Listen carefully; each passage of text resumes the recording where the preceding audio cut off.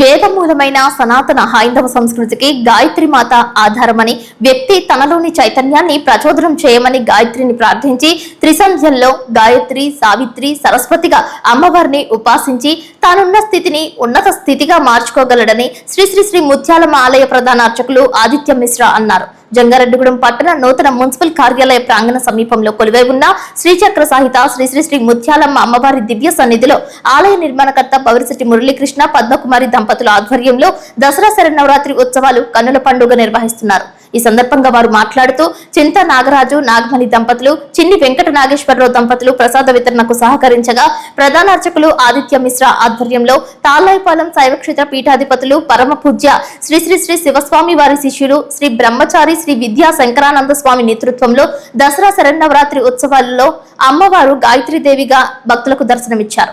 గాయత్రీదేవి అలంకరణలో ముత్యాలమ్మ అమ్మవారికి పంచవర్ణ గాజులతో కుంకుమార్చన వైభవంగా నిర్వహించారు. గురువారం 4వ రోజు శ్రీ శ్రీ శ్రీ అన్నపూర్ణ దేవిగా అమ్మవారు దర్శనమిస్తారని, తండ్రులాభిషేకం, 108 విశేష రకాలతో నివేదన జరుగుతుందని మురళీకృష్ణ తెలిపారు.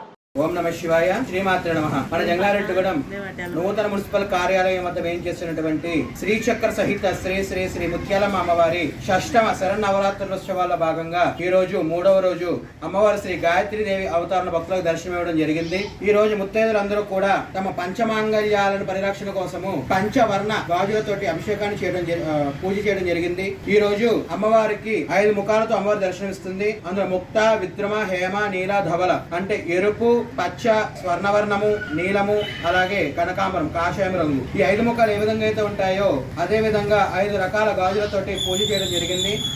రేపు అమ్మవారు శ్రీ అన్నపూర్ణాదేవి అవతార భక్తులకు దర్శించడం జరుగుతుంది. రేపు ఆలయం విశేషంగా ప్రతి ఒక్కరి ఇంట్లో కూడా ధనధాన్యాలకు లోటు లేకుండా ఉండే విధంగా సంకల్పంతో అమ్మవారికి తండులాభిషేకం అనగా బియ్యంతో అభిషేకం చేయడం కూడా జరుగుతుంది. కానీ ప్రతి ఒక్కరు ఈ అభిషేకంలో పాల్గొని అమ్మవారి యొక్క తండ్రుల ప్రసాదాన్ని స్వీకరించి వెళ్ళవలసిందిగా కోరుతున్నాము. ఓం నమ శివాయ, శ్రీమాత్రే నమః.